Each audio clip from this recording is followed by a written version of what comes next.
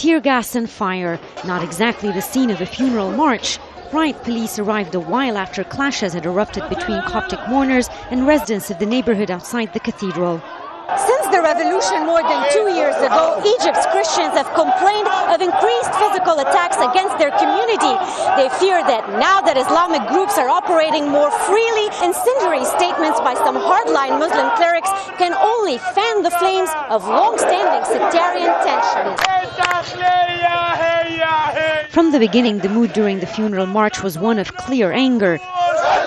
A few mourners destroyed parked cars after a driver insisted on speeding through the procession. I blame the police for disappearing once the scuffles began. They're only there to fire tear gas at protesters, but they weren't there to protect the church or intervene when fighting broke out in Khusus.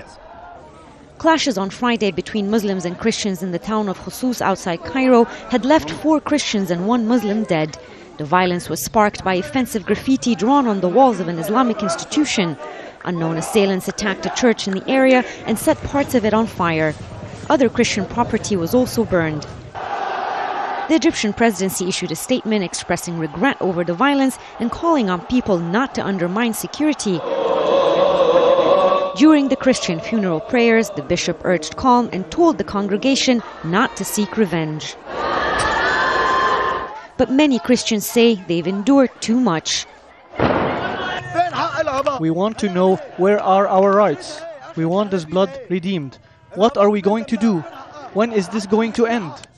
Young and old, we face persecution. We're suffering. We want to know what's our fate.